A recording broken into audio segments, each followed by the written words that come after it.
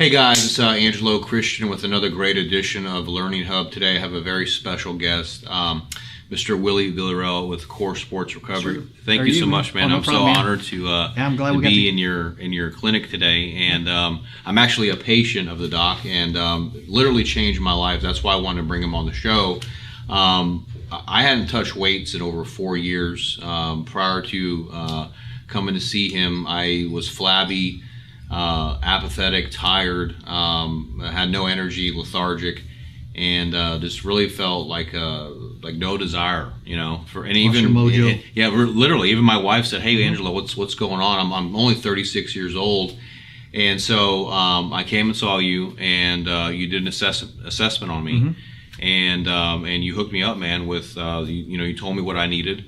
And so I want to talk about that today because a lot of the things that you prescribed to me have literally changed my life. I mean, just in the last 2 months, I'm on a ketogenic diet. You prescribed me things that my body needed to help me with hormone therapy, and it's made all the difference in my life. I put on 10 pounds of muscle. I've lost a lot of fat.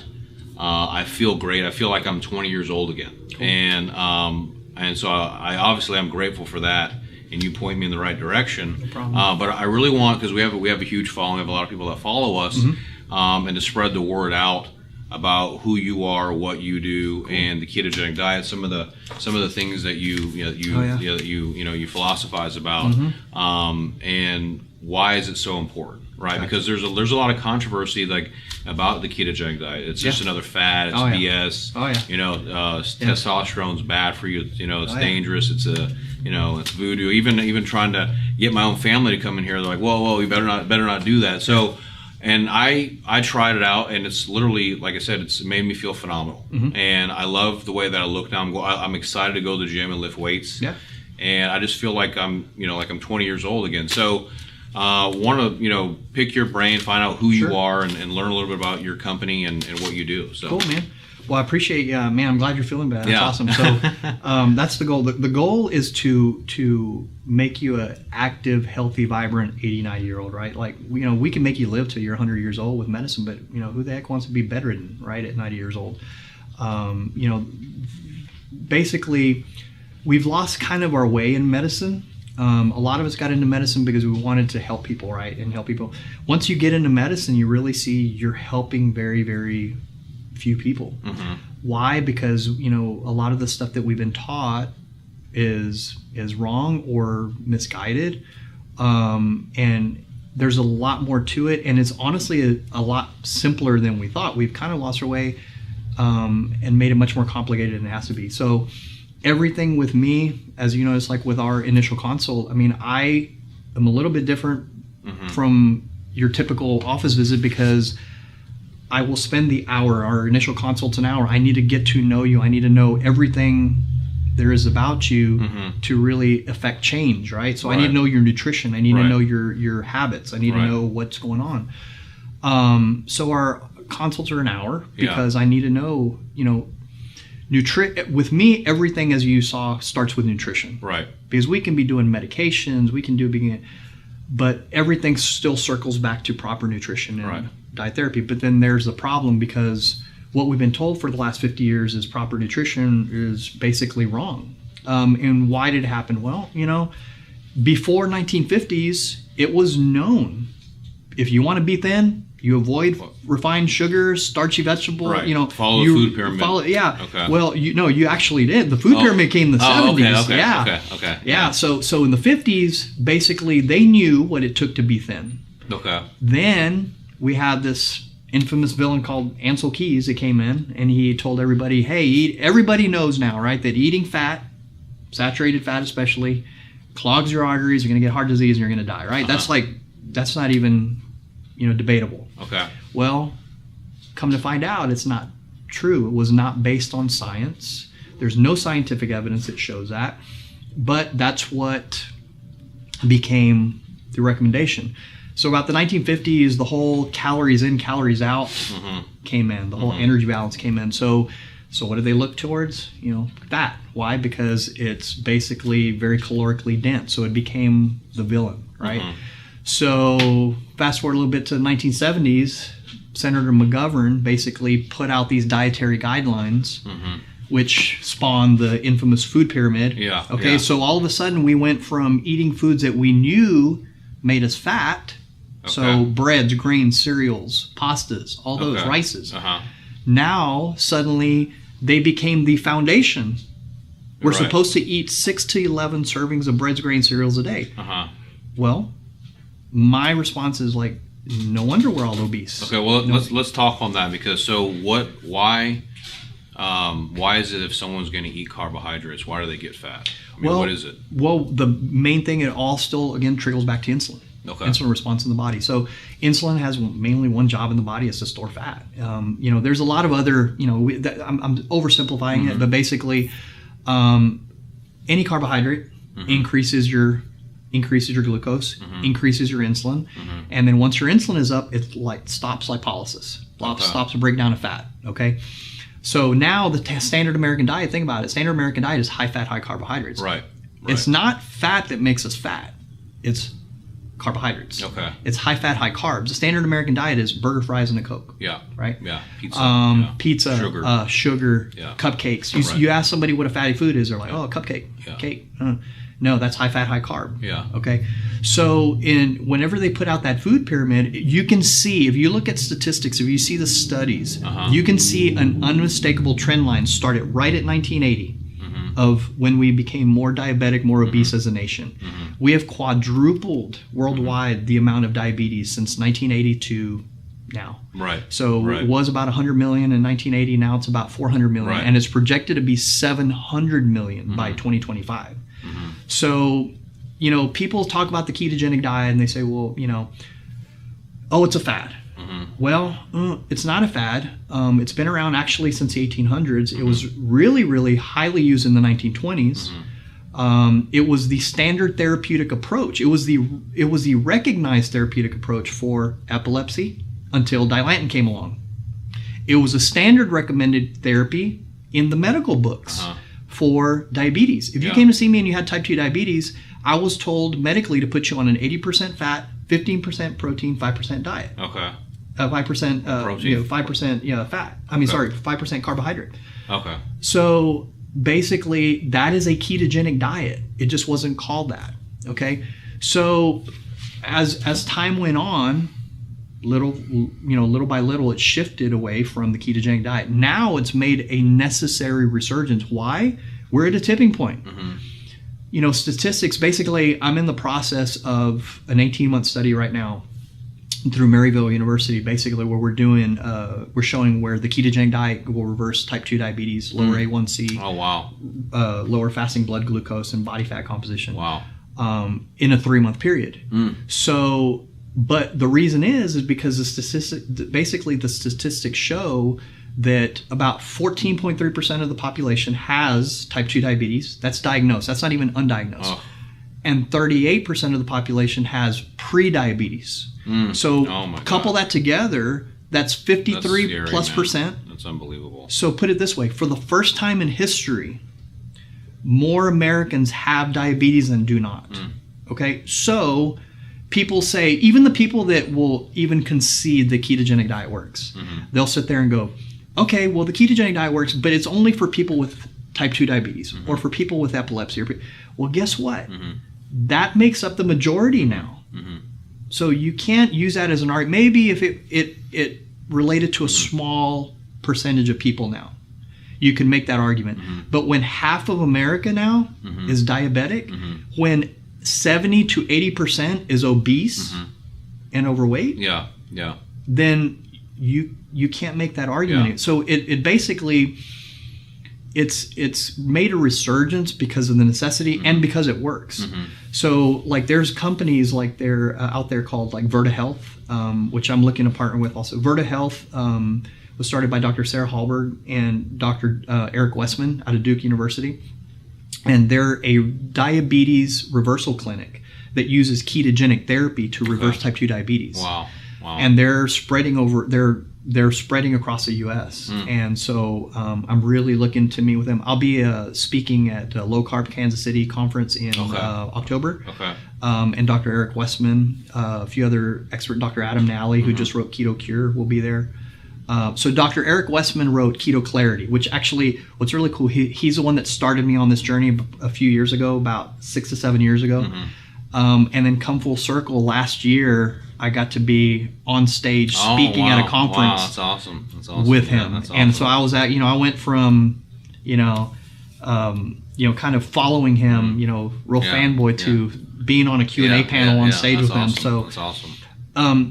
To me, it's very, very personal because I lost my dad to type 2 diabetes. Oh, wow. And so he had a massive heart attack, and I've constantly lived with, if I had known then what I know now, I could have affected change with him. And so, like, to me, it's very personal because, like, my mission now is, like, to not let anybody else go through that, because I feel it very important that if I have this knowledge to be able to impart it and impart change and cause, what we call a ripple effect. Basically, if I can affect change in you, that'll affect change in who knows who else. You may affect one person or 15 other people. So, the big thing is now with this, I'm actually seeing my patients get better. Right. I'm actually having them come back and go, you've changed my life. Right. I've lost weight. I'm on a different path. Right. So that's the whole, that's the whole goal. Yeah. So. Yeah, and I don't know if you know my story. I did weigh 400 pounds, and I did it when I was 17. Yeah, I had a heart attack. So, and I ate everything in sight. When my family were a big restaurant family, my father was in the restaurant business, and so that's what it was. You eat whatever you want, and so the thing that was interesting now with the ketogenic diet. I mean, where a lot of people are confused is if you're eating fat and you go by the adage that you are what you eat. If you're saying that you can eat bacon, you can have heavy cream, you can have butter, avocados, all these things that you would think, because it says high fat, that would scare you, because on the calories on the back of it, it says it's got 120 grams of fat, and you're saying that's okay to eat. It's totally fine. Actually, what happens is the big worry is with cholesterol. There's this big cholesterol push, and that itself needs to be readdressed. Okay, because cholesterol has been really also demonized. Which will also lead us into hormone therapy, and I'll kind of get to that later. But it's very, very intimately tied to our hormones. We have to have cholesterol. We have to have fat to absorb certain fat-soluble vitamins to make hormones. But as far as fat, it's very counterintuitive to know and to realize that eating fat actually improves your cholesterol. So what we see when somebody starts taking in high fat, and again, I want to stress it's fat while limiting carbohydrates. You can't have both. The kiss of death is saturated fats with carbohydrates. You don't want to do that. Okay. That's the standard American diet. Right. Very important for people not to do that, because I don't want people to go, I can eat all the fat I want. I can eat all the cup. No. So you can eat fat, but your cholesterol actually improves. So what we see is your HDL, your good cholesterol, actually goes up. Your triglycerides, your triglycerides are very important. That's your blood fat.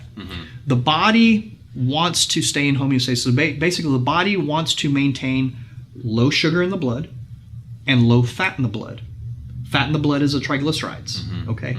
So the triglycerides are mainly driven by carbohydrate intake. So that's what I call like my lie detector test. When somebody comes in, they're like, I'm not eating a lot of carbs. I'm like, yeah, you are. I can see it in your labs, because their triglycerides are up. So that's where your body will store excess carbohydrates as triglycerides, one of the ways. So triglycerides are immediately drop with a ketogenic diet. So and LDL sometimes goes up, but that's a whole conversation in itself. Okay, LDL has always been seen as your bad cholesterol, but now we're starting to learn there's good bad cholesterol and bad cholesterol. Good bad cholesterol is basically what we call, I'm not going to get too far in the weeds, but basically it's what we call big fluffies, and their particle size, they're bigger particle size, and they're completely non-atherogenic. So in other words, they do not cause heart disease. The VLDLs, the very low density lipoproteins, those are the small ones that actually get into the vessel, dig in, cause oxidation or rust, for lack of a better term, and cause the blockages. Okay. So that's what you want to keep down. Right. So that's actually that actually tends to go down with the ketogenic diet, your VLDLs. Okay. So those are the ones that are very destructive. So that's what you want. You want a good mixture of low triglycerides, high HDLs. That's what usually tends to happen, and what I see across the board with ketogenic diet. So, that, and like I said, I see labs all the time.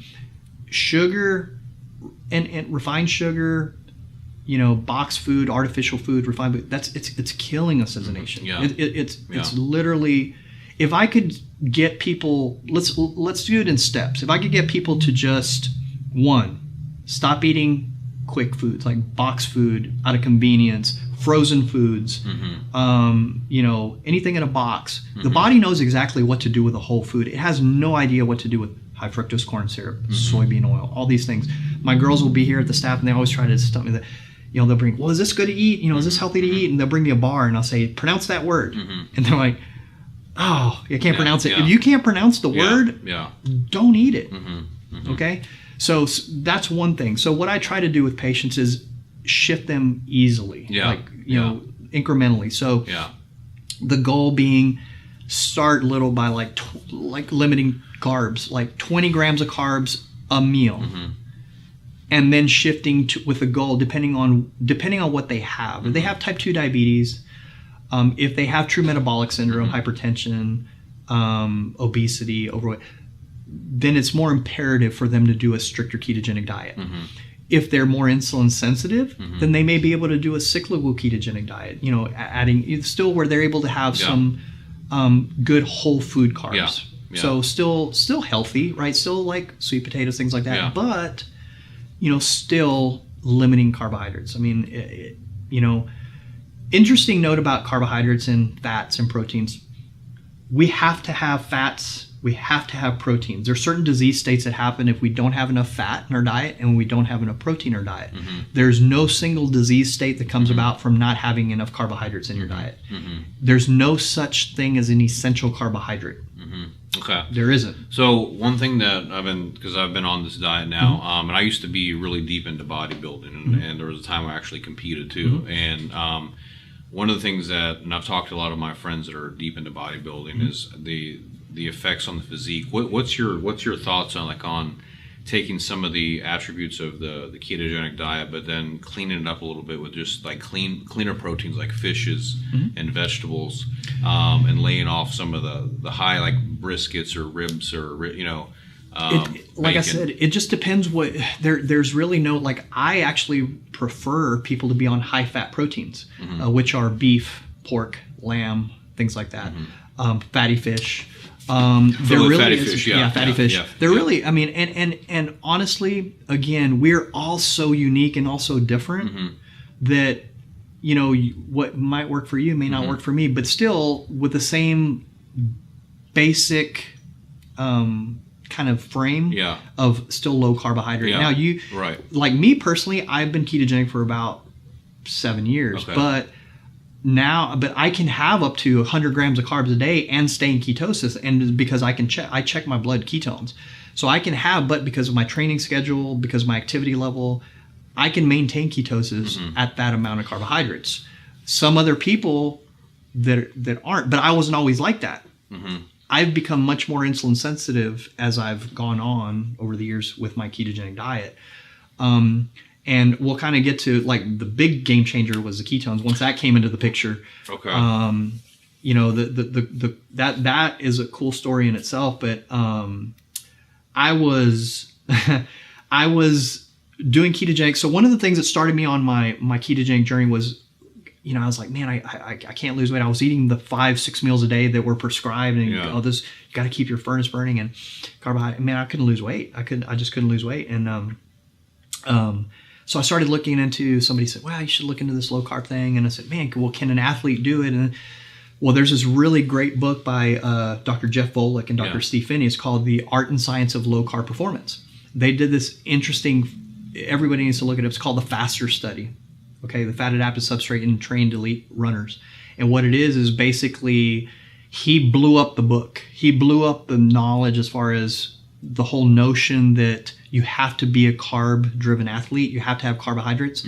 And it's not a short study. It's a 20-month, it's a very robust 20-month-long study where he looked at Ironman. Ben Greenfield was in that study. So top Ironmen were in that study. And what he found was that, you know, once they're fat adapted, you actually are more efficient running on fat than on running on carbohydrates. The whole notion that you need carbohydrates, because you need the glucose replete, because you'll hear people say, oh, you need glucose, you need glucose, you need glucose. Your brain prefers glucose. Well, guess what? On a ketogenic diet, you get enough glucose.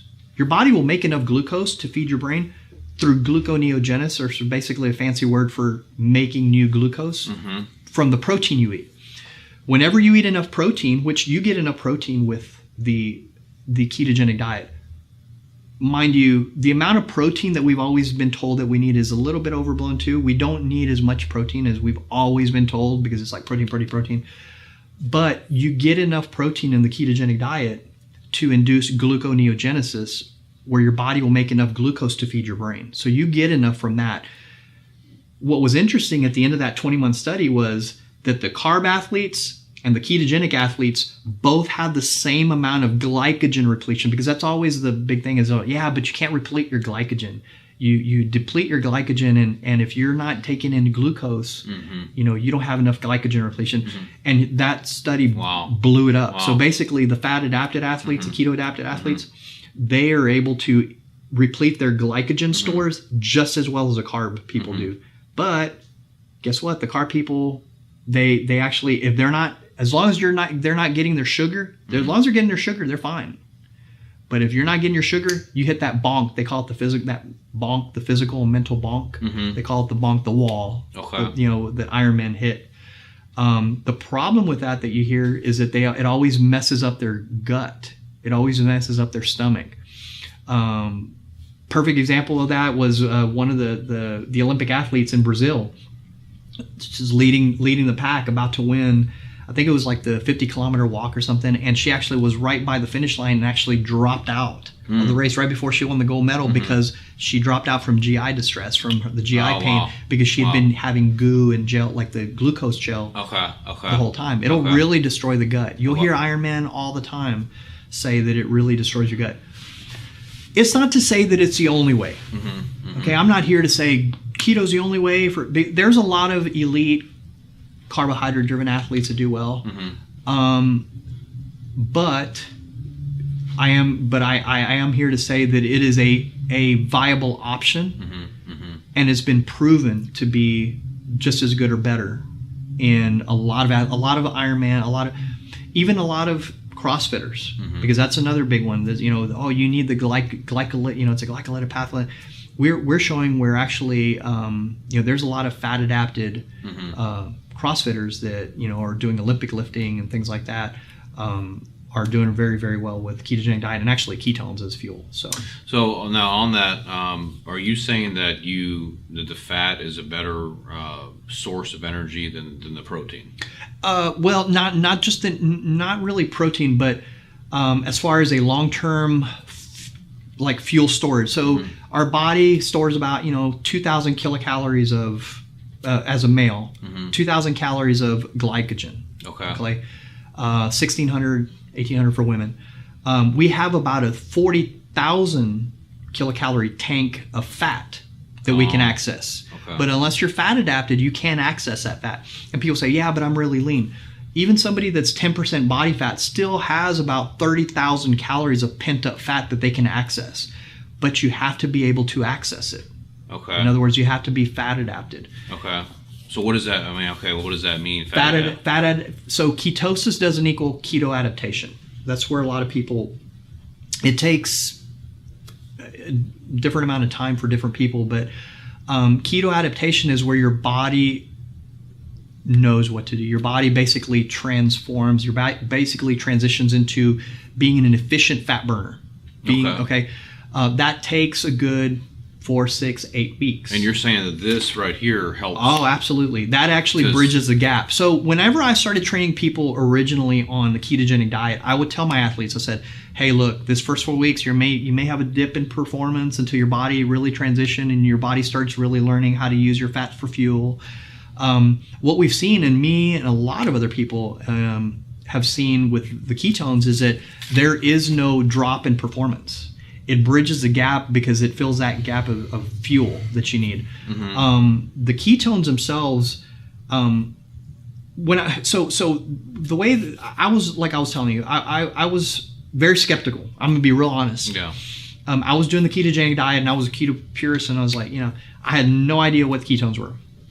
About 3 years ago, I was at a CrossFit competition, and they came up to me and they said, hey, and no joke, we always joke about this. They brought me a Ziploc baggie with a white powder in it. So I was kind of like, looking around, like, am I being set up? What is this? And they said, no, that's ketones. And I said, ketones? I said, man, you can't drink ketones. I said, you got to make your body make them. And they said, no, they're ketone salts. You need to try them. It's like, oh, okay. Well, me being the geek that I am, I have my blood ketones monitor, not strips like everybody talks about. But my blood ketone monitor, it measures BHB. It measures beta hydroxybutyrate in the blood, which is the most accurate way to check your ketone levels.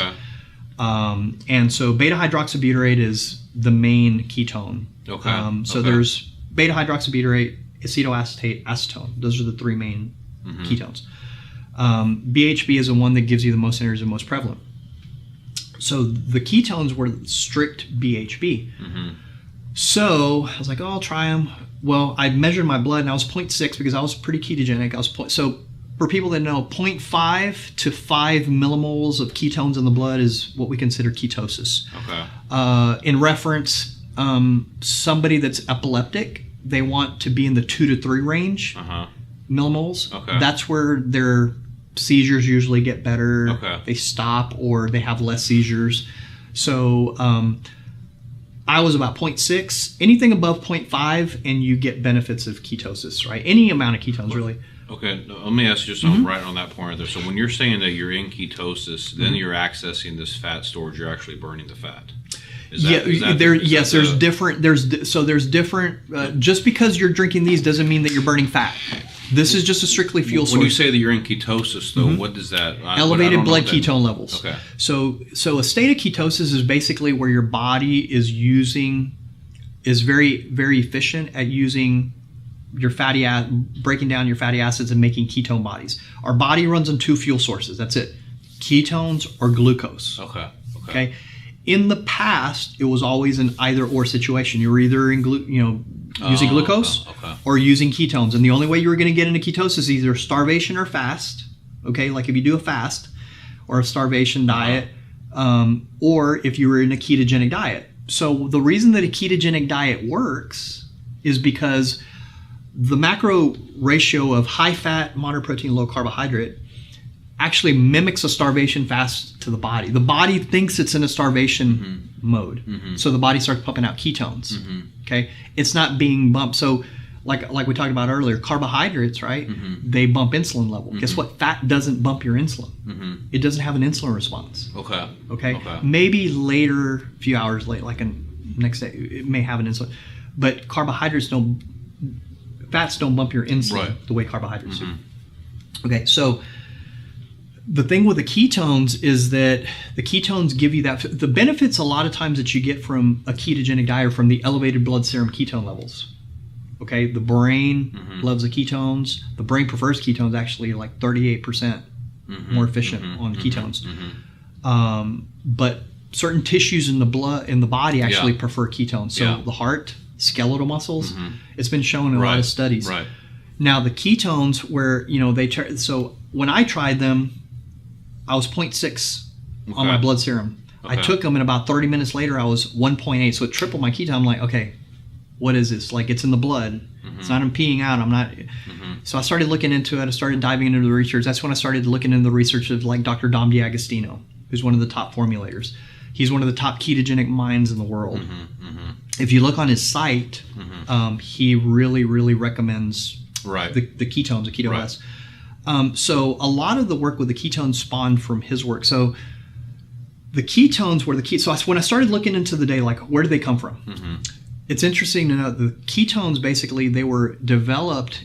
They were in the early 2000s. They came from the military base, so they were looking for a battlefield fuel for special forces. They were looking for a combat fuel for special forces to use in the field to be ready to fight, react, be alert with limited rest, limited sleep, limited food, like without fuel.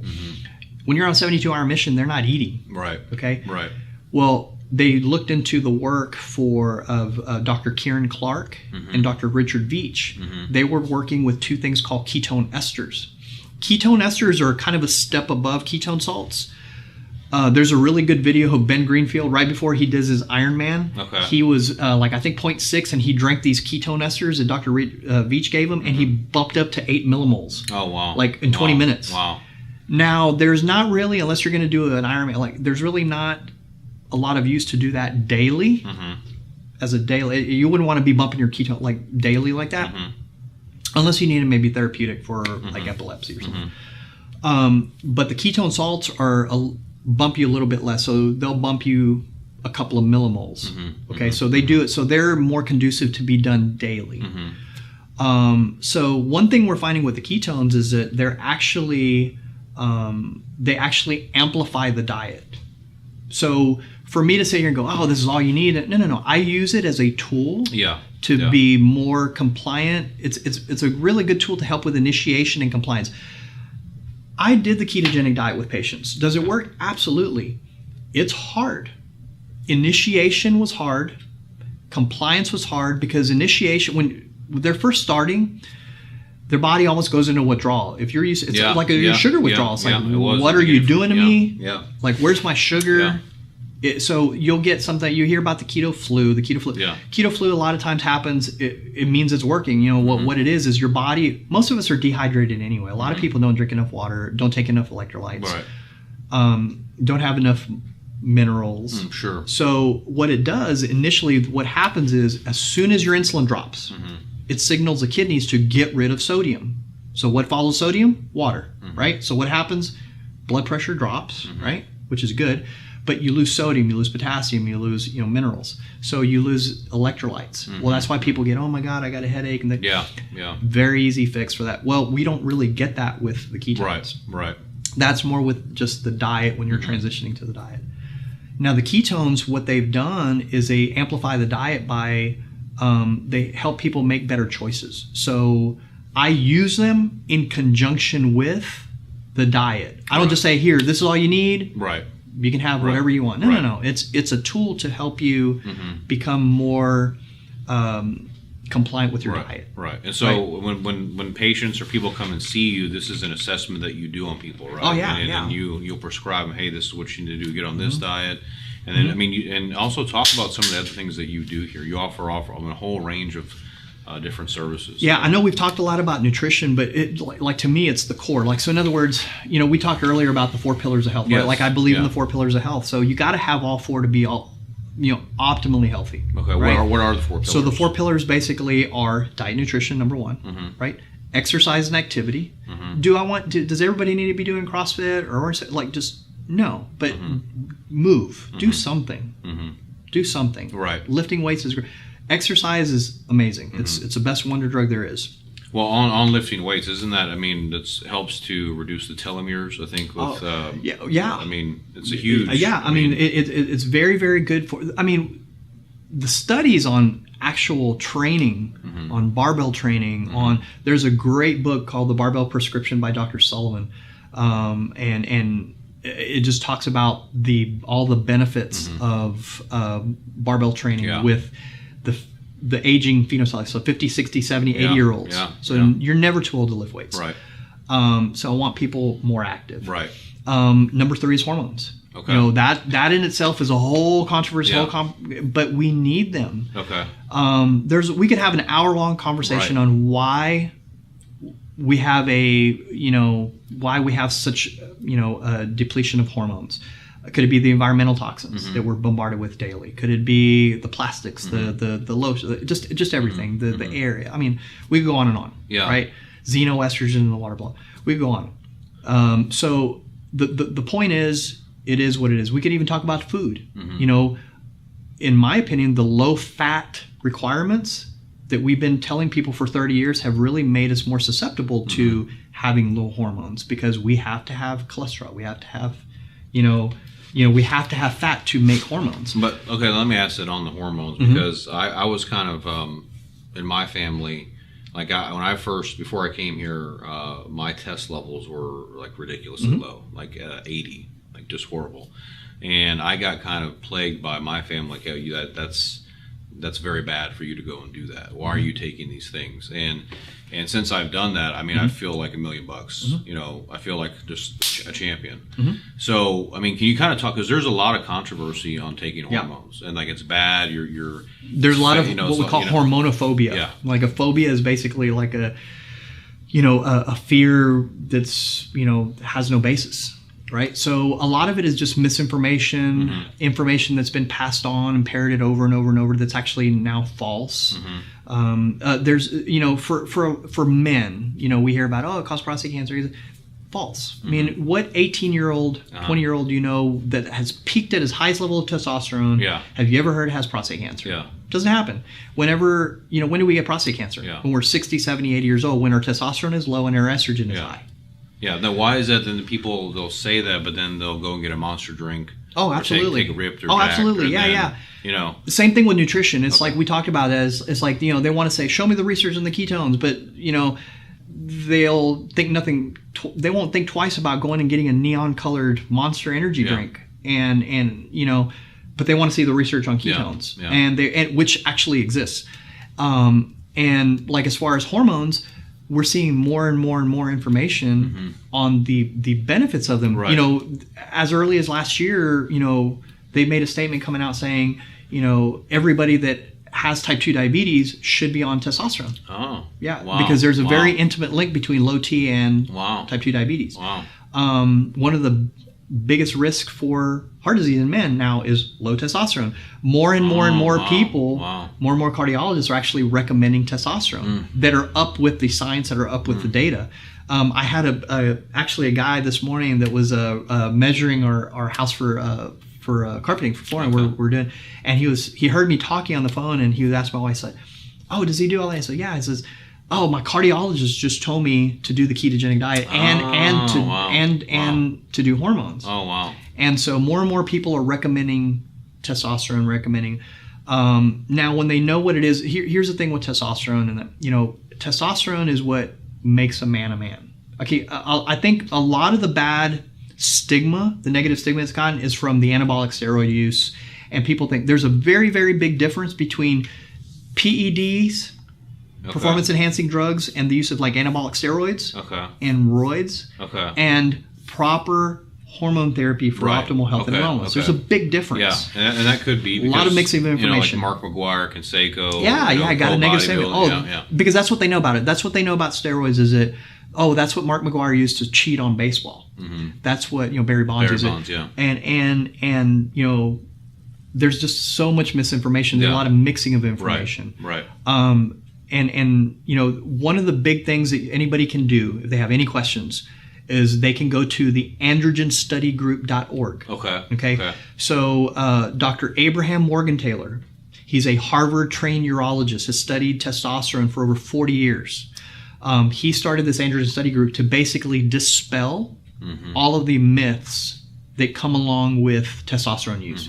Anybody has any questions, go there. He's made it his mission to basically stop the demonization of testosterone. So it's not just for men. Half my clientele is women. Oh, really? Wow. My own wife, my there's a lot of people that are on testosterone that feel like $1 million. Like, so testosterone, they've always been thought of as a male hormone, which it is. It's, we're testosterone, estrogen, and women are, estrogen, testosterone.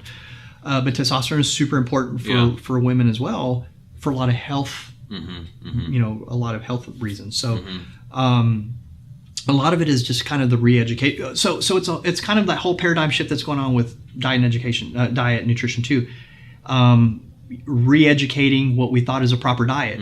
It's also re-educating that hormones are okay. It used to be said, hey, it's a normal part of aging, man. Low libido, fatigue. It's a normal. It's just because you're getting old. And I'm like, yeah, that's a really crappy way to go through life, man. Who the heck wants to be, you know? I agree, man. Yeah. I agree. I was feeling like, like crap, man. I didn't want to do anything. Yeah. You know? And so now, I mean, it's, you know, I mean, I have this schedule, I have a regimen. I'm totally psyched up, and I love it, man. It's all about being healthy and doing it the right way, because it's about also doing the minimal effective dose, whether it's diet, whether it's hormones, whether it's medicine. Here's the deal with medicine, man. I think really medicine has really lost its way. Western medicine, you know, if you break an arm, if you need open heart surgery, if you need brain surgery, if you need a procedure, man, Western medicine, if you have a trauma, we're the best. We're the absolute best. This Western medicine is what you need. Western medicine is not what's going to save you. It's not what's going to keep you healthy and make you active and vibrant and reverse you from. Western medicine is basically, I spent 5, 10, 15 minutes with you. You have high blood pressure? Here's a pill. You have high cholesterol? Here's a pill. You know, and now we do this polypharmacy where now by the time you know it, you're on 5 to 10 meds. Nobody has a conversation of how do we get off meds, and it's as simple as what are you eating? Nobody starts that conversation in the doctor's office with what are you eating? So again, everything still circles back to diet, nutrition, but we need to have those conversations. Yeah. Good medicine needs to start being how many people we get off meds, right, instead of how many people we put on. Right. I agree. Right? Yeah, I agree. Yeah. And you know, once we really come to terms with that, then we can really start to, you know, but you know, lots of reasons. Yeah. You know, lots of reasons, whether it's, you know, insurance pressure. Big pharma. Big pharma really runs a lot of the, you know, they don't like me saying this, but they run a lot of the curriculum in med schools. They teach what is taught. You know, nutrition is not taught in med schools. It's not at all. And if it is a very small portion, you know, unless a doc or a provider takes an active personal interest in diet and nutrition, they're just not getting it. I mean, and you also see, I guess, with social controls. I mean, you see just the influx of the fast food nation, right? I mean, every commercial you see is either a medication, okay? Yeah. And the medication, now we're seeing this really bad trend where there's medications to add on to other medications. So like they're saying, hey, is your antidepressant not working? Now we have a drug that helps your antidepressant work better. So instead of like getting, it's like, let's add more and more and more. And then a Domino's commercial right behind. And then a Domino's commercial right behind. And they make it cool to be, they make you feel good about drinking poison. Like soda, straight up poison. Diet Coke, straight up poison. So like they have the Coca-Cola commercials of like Beth, you know, shared with Ryan, and you know they make it cool to you know to share Coca-Cola. Man, but it's just sodas just are not. You know, they're just not good. Right. No, I agree. You know, and why? Because we have the top authorities in the world, doctors, American Heart Association.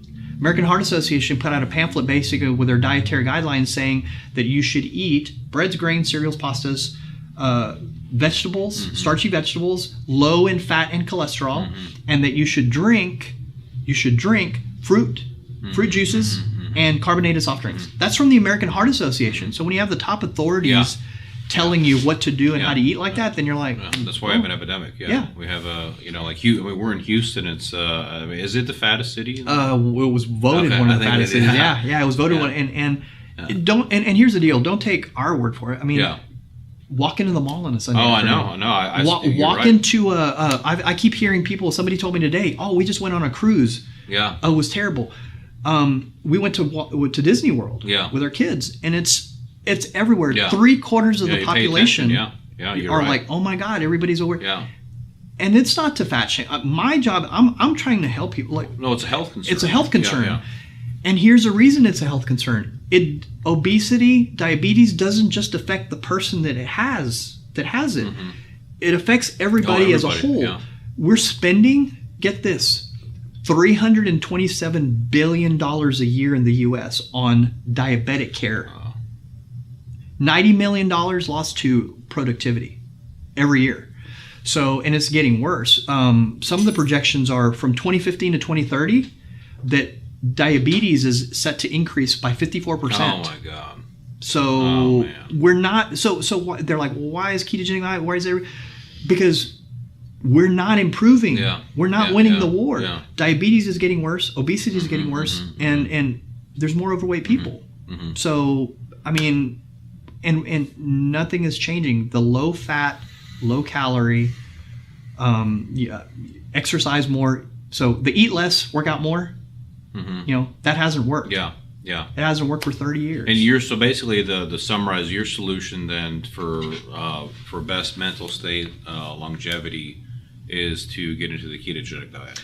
One of them. Me personally, the reason I don't even do it for body composition or performance. I'm actually doing it for cognitive resilience.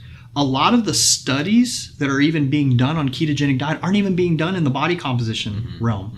They're being done on the cognitive resilience. Okay. So lots of great data coming out on ketogenic diet and brain health. Okay. I want to be sharp when I'm 80, 90 years old. Right.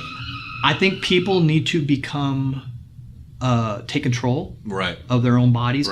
We are seeing it. More and more people are seeking it out, thank God. But I want more people to start becoming scientists of their own body.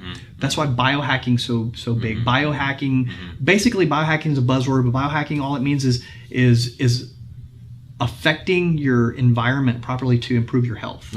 Just changing your environment. Just basically, changing your diet. Taking proper supplements. That's another supplements. Oh, we don't need. You'll hear people say, "You don't need supplements. You can get everything you need from your diet." No, you can't. Our food is so nutritionally depleted that you can't. You can't get it anymore. Our food doesn't have the minerals. Our food doesn't have the vitamins that it used to. So, can you live without supplements? Yeah. Are you going to die? No. Can you thrive? Can you live optimally without supplements? No. No, you can't. Especially if you're training, especially if you're exercising, especially, so, I mean, there's lots of things. And then supplementation, that's all, again, has to be, individualized, depending on age, 40 plus, we need different supplements. But all of that, it takes kind of a dialed in, consult, kind of like we had. But plain and simple, like I said, going back to the 4 pillars of health that we talked about: diet, nutrition, exercise, and activity. Okay, hormones, and then the last one that everybody kind of blows off and doesn't really think much of, but it's super important, is mindfulness. Is basically stress reduction, proper sleep, things like that. Those are all super, super important. So meditation. We know in medicine that there are a lot of diseases that are directly stress related. Anxiety. There's just a lot of them. But when was the last time anybody addressed how to reduce stress when you go to the doctor's office? They'll just, so whatever it might be for you, yoga. Okay. A mindfulness, daily mindfulness. Find some form of daily whether it's reading scripture 10 minutes in the morning, just whatever. Where you just basically get away, block the world out. Yeah. Even Tony Robbins, says if you can't block out 10 minutes a day to yourself, you don't own your day. You don't own your life. Yeah. So some form of mindfulness, whatever resonates with you. I personally do something called Muse. I mean, it's a headband that it's a 6-lead EEG, and it has like biofeedback. And so it takes you through like a guided meditation, and then it reads your brain waves, and it shows you how to, meditate in a calm state. So there's lots of apps out there. There's Calm, there's Headspace. So any of those I kind of recommend to patients. So that's a really, it's real woo-woo. But it's important. It's super, super important. I agree. You have to have that. Well, let me ask this. If people want to find out more about you or even come and see you, I mean, how do people find you? I mean, well, we're on Facebook at Core Sports Recovery. Okay. Core Sports Health. Okay. We're at coresportshealth.com. Okay. We're located in Conroe. Yep. So a lot of our information is on the website. Web. Okay. Yeah, and we'll also post that on the podcast where people can find you. I'm really grateful. Yeah. I know you're very busy, and I appreciate it, man. Like I said, I'm not getting paid to do this, guys. This guy has literally changed my life, and I'm very grateful for it. So if you want to learn more, you can give their office a call or go to their website. Please reach out to them. It's definitely worth it. believe if you're interested in changing your life, enhancing and optimizing it with your health, please reach out to Doc Willie. He's amazing. And the staff is phenomenal. I love it, and I can't thank you enough for taking the time to meet with us. I hope that the thousands of people that watch this, that helps to inspire you and help change your life. And if you're on the fence, give it a shot. What do you have to lose? If you don't like it, then you can always go back to what you're doing. But if you are overweight, or you're lethargic, or you're tired, or you don't like the way you look, try something to change it. It's helped me. I've put on a lot of muscle. I've lost a lot of body fat. I feel great. Give Willie Villarreal, come to Core Sports Recovery, give him a call. So Doc, thank you so much, man. Problem, I appreciate it, man. It's awesome to meet you. Yeah, it's been awesome, man. All right, appreciate it. All right, guys, thank you so much. All right, take care. Bye-bye.